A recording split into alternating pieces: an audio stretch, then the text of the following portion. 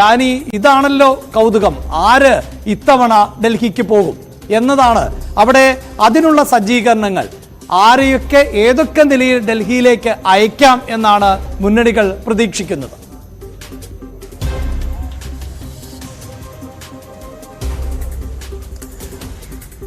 അഭിലാഷ, ഒരുപക്ഷെ കേരളത്തിലെ തന്നെ സംസ്ഥാനത്തെ ഏറ്റവും വലിയ ലോക്സഭാ മണ്ഡലം എന്നെല്ലാം വിശേഷിപ്പിക്കാവുന്നൊരിടമാണ് ഭൂപ്രകൃതി കൊണ്ടും കാര്യങ്ങൾ കൊണ്ടും എല്ലാം തന്നെ. കാരണം ഒരു സ്ഥലത്തുനിന്ന് മറ്റൊരിടത്തേക്ക് എത്തുവാനെടുക്കുന്ന ഒരു ദൂരം, അതോടൊപ്പം തന്നെ ഈ ഹൈ റേഞ്ചും ലോ റേഞ്ചുമായി മാറി നിൽക്കുന്ന വിഷയങ്ങൾ, അതുകൊണ്ട് തന്നെ ഈ മണ്ഡലത്തിലെ വിഷയങ്ങൾ ഈ ഹൈ റേഞ്ചിൽ അനുഭവിക്കുന്ന വിഷയങ്ങളായിരിക്കില്ല താഴേക്ക് വരുമ്പോൾ ഉണ്ടാകുന്നത്. വിഭിന്നമായ ആശയങ്ങളും കാഴ്ചപ്പാടുകളുമുണ്ട്. അതിൽ തന്നെ രാഷ്ട്രീയപരമായി തന്നെ മാറി നിൽക്കുന്നുണ്ട്. ചിന്തകളും ശൈലികളും എല്ലാം തന്നെ മാറി നിൽക്കുന്നുണ്ട്. ഈ കഴിഞ്ഞ കുറേ കാലങ്ങൾക്കിടയിൽ മാറ്റമില്ലാത്തതായി സംഭവിക്കുന്നത് ഇപ്പോൾ ഇടത് വലത് മുന്നണികളുടെ സ്ഥാനാർത്ഥികളുടെ കാര്യം മാത്രമാണ്. കാരണം ഇങ്ങനെ പരസ്പരം ഏറ്റുമുട്ടുന്ന, മൂന്നാം വട്ടവും ഏറ്റുമുട്ടുന്നവർ അങ്ങനെ ഉണ്ടോ, മറ്റെവിടെയെങ്കിലും ഉണ്ടായിട്ടുണ്ടോ എന്നുള്ള കാര്യം തന്നെ സംശയമാണ്. എന്തായാലും വലിയ രീതിയിലുള്ള തെരഞ്ഞെടുപ്പ് പ്രചാരണ കാര്യങ്ങളെല്ലാം തന്നെ ഇവിടെ നടക്കുന്നു. വാക്പോരടക്കം അങ്ങോട്ടും ഇങ്ങോട്ടും എല്ലാം തന്നെ നടക്കുന്നുണ്ട്. പ്രധാനമായും ഊന്നി നിൽക്കുന്നത് നേരത്തെ വികസന വിഷയങ്ങൾ, അടിസ്ഥാന സൗകര്യ വിഷയങ്ങൾ, ഇതെല്ലാം തന്നെ മുൻകാലങ്ങളിലെല്ലാം വലിയ തെരഞ്ഞെടുപ്പ് വിഷയമായിരുന്നു. ഇക്കുറിയും അതുണ്ട്, ഇല്ല എന്ന് പറയുന്നില്ല. കാർഷിക വിഷയങ്ങളുണ്ട്. അതിനേക്കാൾ അപ്പുറം ഇപ്പോൾ അനുഭവിക്കുന്ന അല്ലെങ്കിൽ നേർക്കുനേർ നേരിടുന്ന വിഷയമെന്ന് പറയുന്നത് വന്യജീവി ആക്രമണം തന്നെയാണ്. അതിൽ ഇടുക്കി ജില്ലയുടെ ഇടുക്കി മണ്ഡലത്തിൻ്റെ തന്നെ ബഹുഭൂരിപക്ഷം ഹൈ റേഞ്ച് മണ്ഡലം, ഏതാണ്ട് 5 മണ്ഡലങ്ങളോളം അതിൻ്റെ ഒരു നേർക്കാഴ്ചയാണ് ഇപ്പോൾ ഉള്ളത്. കഴിഞ്ഞ 4 മാസത്തിനിടെ 5 പേരോളം ഈ കാട്ടാന ആക്രമണത്തിൽ തന്നെ കൊല്ലപ്പെട്ടിട്ടുണ്ട്. മറ്റ് വന്യജീവി ആക്രമണങ്ങളുടെ കാര്യം വേറെ. നമുക്കറിയാം കോതമംഗലത്തുണ്ടായ വിഷയങ്ങൾ. ഇങ്ങനെ ഈ വിഷയങ്ങളെല്ലാം തന്നെ അതിൻ്റെ ചേരുവകളെല്ലാം തന്നെ ഉരച്ചു നോക്കുന്ന ഒരു ഉരകല്ല് തന്നെയാണ് ഇക്കുറിയുള്ള ഒരു പാർലമെൻറ്റ് തെരഞ്ഞെടുപ്പ് എന്ന കാര്യത്തിൽ യാതൊരുവിധ സംശയവുമില്ല. അക്കാര്യത്തിൽ 2 മുന്നണികളും പരസ്പരം മാറി നിന്നുകൊണ്ട് ഈ വിഷയങ്ങളിൽ ആരുടെ നിലപാട് ശരിയെന്ന കാര്യത്തിൽ നോക്കുന്നു. ഇതിൽ ഡീൻ കുര്യാക്കോസ് പറയുന്ന വിഷയങ്ങൾ കഴിഞ്ഞ 5 വർഷമായി നടപ്പാക്കിയ പദ്ധതികൾ അടക്കമുള്ള കാര്യങ്ങൾ അദ്ദേഹം ചൂണ്ടിക്കാണിക്കുന്നു. അടിസ്ഥാന സൗകര്യ വികസനം അടക്കമുള്ള കാര്യങ്ങൾ, ഒപ്പം തന്നെ 100 ബെഡായ ESI ഒരു ആശുപത്രി കട്ടപ്പനയിലേക്ക് അനുമതി നേടിയെടുക്കാനടക്കം സാധിച്ചിട്ടുണ്ട്. റോഡ് വികസനം അടക്കമുള്ള കാര്യങ്ങൾ തനിക്ക് ക്രിയാത്മകമായ രീതിയിൽ തന്നെ മുന്നോട്ട് പോകാൻ സാധിച്ചു. ജനങ്ങളുടെ പ്രശ്നങ്ങൾക്കൊപ്പം നിൽക്കാൻ സാധിച്ചു. പ്രത്യേകിച്ച് ഈ വന്യമൃഗ ആക്രമണങ്ങളുടെ കാര്യത്തിലെല്ലാം തന്നെ അവർക്കൊപ്പം തോളോട് തോൾ ചേർത്ത് താൻ പൊരുതിയിട്ടുണ്ട് എന്നടക്കം കഴിഞ്ഞ സമയത്ത് കോതമംഗലം സമയങ്ങളിൽ ഉൾപ്പെടുത്തി അദ്ദേഹം ചൂണ്ടിക്കാണിക്കുകയും എല്ലാം തന്നെ ചെയ്യുന്നുമുണ്ട്. അതുകൊണ്ട് ഈ വന്യജീവി ആക്രമണ വിഷയങ്ങളിൽ അത് സ്വാഭാവികമായും ഇടപെടേണ്ടത് സംസ്ഥാന സർക്കാർ തന്നെയായിരുന്നു. അവിടെ വലിയൊരു പരാജയം സംഭവിച്ചിട്ടുണ്ട് എന്നതടക്കം വലിയ ക്യാമ്പയിൻ വലതുമുന്നണി UDFിൻ്റെ ഭാഗത്തു നിന്ന് നടത്തുന്നുണ്ട്. പ്രത്യേകിച്ച് അത് ഇതിനു മുൻപ് ഡീൻ കുര്യാക്കോസിന് തിരിച്ചടിയായിരുന്ന ഒരു സമയം, വലിയ രീതിയിൽ തന്നെ 50,000-ൽ പരം വോട്ടിന് തോൽക്കേണ്ടി വന്ന ആ സമയത്ത് അന്ന് ഉണ്ടായിരുന്നത് റിപ്പോർട്ടുകൾ, കസ്തൂരിരംഗൻ റിപ്പോർട്ടും ഗാഡ്ഗിൽ റിപ്പോർട്ടും അടക്കമുള്ള വിഷയങ്ങൾ ഉന്നയിച്ചുള്ള കാര്യങ്ങളായിരുന്നു അന്ന് നേരിടേണ്ടി വന്നിരുന്നത്. അതിന് സമാനമായ രീതിയിലേക്ക് ഈ വിഷയങ്ങൾ ഉയർത്തിക്കൊണ്ടുവരാൻ UDFിന് ഒരു പരിധിവരെ സാധിച്ചിട്ടുണ്ട്. പ്രത്യേകിച്ച് സംസ്ഥാന സർക്കാരിനെ അടക്കം പ്രതിക്കൂട്ടിൽ നിർത്തിക്കൊണ്ട് ഈ വിഷയങ്ങളിൽ ക്രിയാത്മകമായ ഒരു ഇടപെടൽ ഉണ്ടായിട്ടില്ല.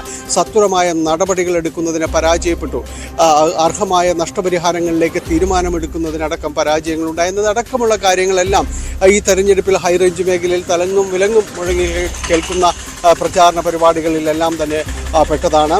അതേസമയം തന്നെയാണ് ജോർജ് വലിയ രീതിയിൽ തന്നെ പ്രചാരണ പരിപാടികളിലേക്ക് വരുമ്പോൾ താൻ നടപ്പാക്കിയ പദ്ധതികളുടെ ഒരു തുടർച്ചയാണ്, വികസന പദ്ധതികളുടെ ഒരു തുടർച്ച മാത്രമേ പിന്നീട് ഇങ്ങോട്ട് സംഭവിച്ചിട്ടുള്ളൂ എന്നാണ് അദ്ദേഹം ചൂണ്ടിക്കാണിക്കുന്നത്.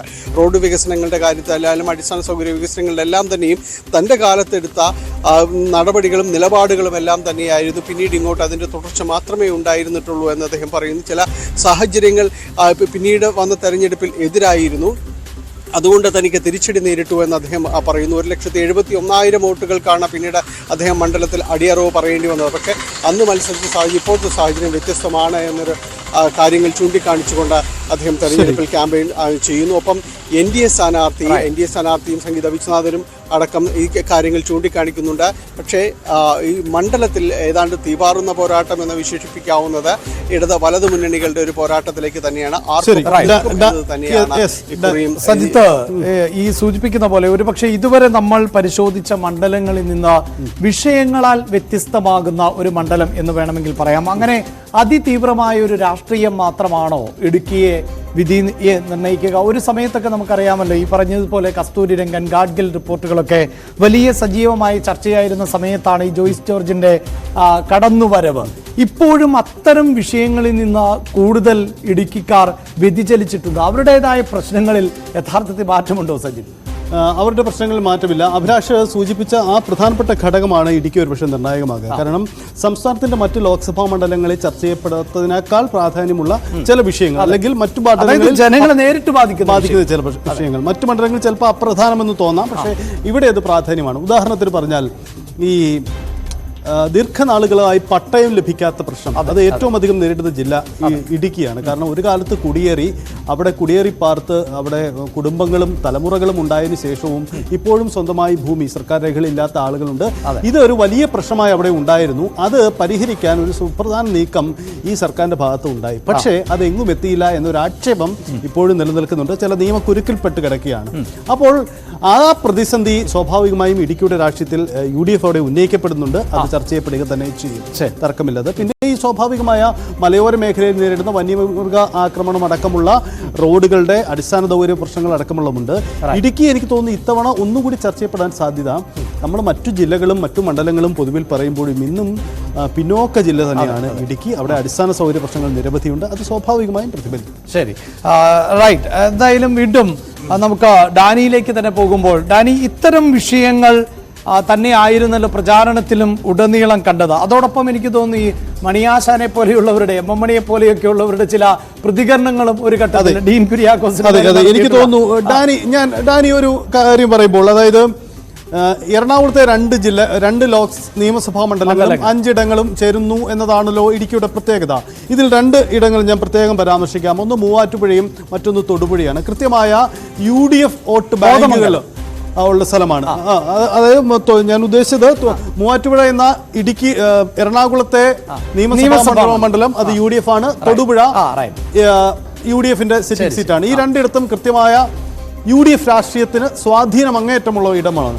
കണക്കുകൾ പരിശോധിക്കുമ്പോൾ 2021 ദേവികുളത്തായെങ്കിലും ഒപ്പം കോതമംഗലത്തും ഉടമ്പൻചോലയിലും ഇടുക്കിയിലും പേരുമേടും അടക്കമുള്ള നിയമസഭാ മണ്ഡലങ്ങളിൽ വലിയ രാഷ്ട്രീയ നേട്ടം അവിടെ ഇടതുമുന്നണി കൈക്കൊണ്ടിരുന്നു. പ്രത്യേകിച്ച് നമ്മൾ ഉടുമ്പൻചോലയുടെ ഒക്കെ കണക്ക് പരിശോധിക്കുമ്പോൾ MM മണിക്ക് 30,000-ൽ പരം ഭൂരിപക്ഷം കിട്ടിയ ചരിത്രമുണ്ട്. അതിനെ മറികടന്നു കഴിഞ്ഞാൽ മാത്രമേ ലോക്സഭയിലേക്ക് ഡീൻ കുര്യാക്കോസിന്റെ വിജയത്തിന്റെ തുടർച്ച ഉണ്ടാകൂ. UDFന്റെ ഒരു പ്രതീക്ഷ എന്താണ്? ഇതിനെ എങ്ങനെ മറികടക്കും? എന്താണ് UDF ഈ വിജയപ്രതീക്ഷയിൽ ഈ കണക്കുകളുമായി താരതമ്യപ്പെടുത്തി ഉള്ള മറുപടി എന്താണ്?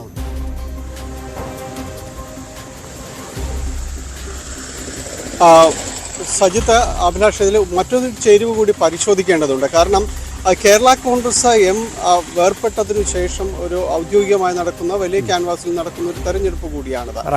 അതുകൂടി ചേർത്ത് വായിക്കേണ്ടതുണ്ട്. അതിൽ 2 പേർക്കും അതിൽ നിർണായകമാണ്.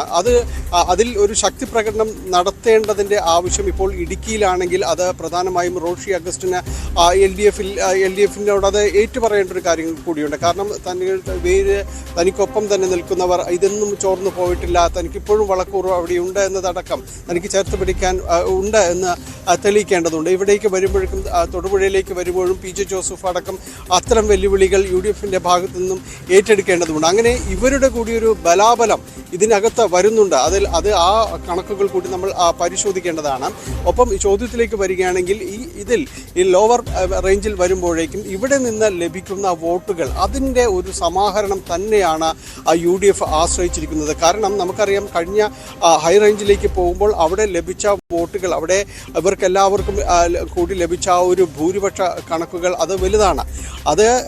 അതിനെ മറികടക്കാനായിട്ട് ഈ ലോവർ റേഞ്ചിൽ കൃത്യമായ രീതിയിൽ തന്നെ വോട്ട് ശേഖരണം, സമാഹരണം UDF എഫിനും നടത്തിയേ തീരൂ. എങ്കിൽ മാത്രമാണ് ഹൈ റേഞ്ചിൽ ലഭിക്കുന്ന ഹൈ റേഞ്ചിലെല്ലാം തന്നെ ഒരുപക്ഷെ ഇടതു മുന്നണിയുടെ കോട്ടകളെന്ന് അവകാശപ്പെടാൻ കഴിയുന്ന വ്യക്തമായ രീതിയിൽ സ്വാധീനമുള്ള അവർക്ക് സ്വാധീനിക്കാൻ കഴിയുന്ന, അതിൽ നിന്ന് അവർക്ക് ഇടതു മുന്നണിക്ക് പുറത്തേക്ക് വോട്ട് പോകാതെ ചേർത്ത് നിൽക്കാൻ അവർക്ക് കഴിയുന്ന ആത്മവിശ്വാസമുള്ള മണ്ഡലങ്ങൾ തന്നെയാണത്.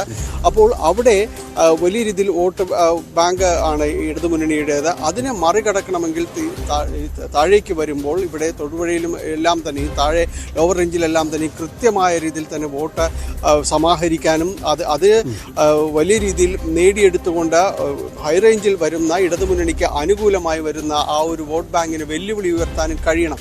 എങ്കിൽ മാത്രമേ ജോയ്സ് ജോർജിന് ഒരിക്കൽ കൂടി തൻ്റെ അതീശത്വം തെളിയിച്ചുകൊണ്ട് മുന്നോട്ട് പോകാനായിട്ട് സാധിക്കുകയുള്ളൂ. കാരണം കഴിഞ്ഞ വർഷത്തെ ഒരു ഭൂരിപക്ഷം അത് വലിയ ഭൂരിപക്ഷമാണ്. ഇക്കുറി UDF കാർ പോലും അത്ര കണ്ട് എത്തുമോ എന്ന കാര്യത്തിൽ ഒരു സംശയം പ്രകടിപ്പിക്കുന്നുണ്ട്.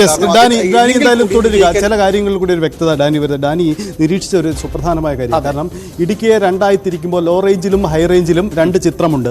രാഷ്ട്രീയപരമായി തന്നെ രണ്ട് ചിത്രമെന്നാണ് ഡാനി പറയുന്നത്. കൃത്യമാണത്. കാരണം മൂവാറ്റുപുഴയിൽ UDF ആധിപത്യമുണ്ട്, തൊടുപുഴയിൽ ആധിപത്യമുണ്ട്. രണ്ടിടവും ലോ റേഞ്ചിൽ നിൽക്കുന്ന ഇടമാണ്. കോതമംഗലം മാത്രമേ UDF സ്വാധീനമുണ്ടെങ്കിൽ കൂടിയും തൽക്കാലം UDF നിയമസഭയിൽ വിജയിച്ചിട്ടില്ല എന്ന കാര്യമുണ്ട്. ബാക്കി എല്ലായിടത്തും കൃത്യമായ ഇടതു മുന്നണിയുടെ സാന്നിധ്യമുണ്ട്. അതാണ് ഇടുക്കിയുടെ രാഷ്ട്രീയം പരിശോധിക്കുമ്പോഴുള്ള സുപ്രധാനമായ നമുക്ക് വളരെ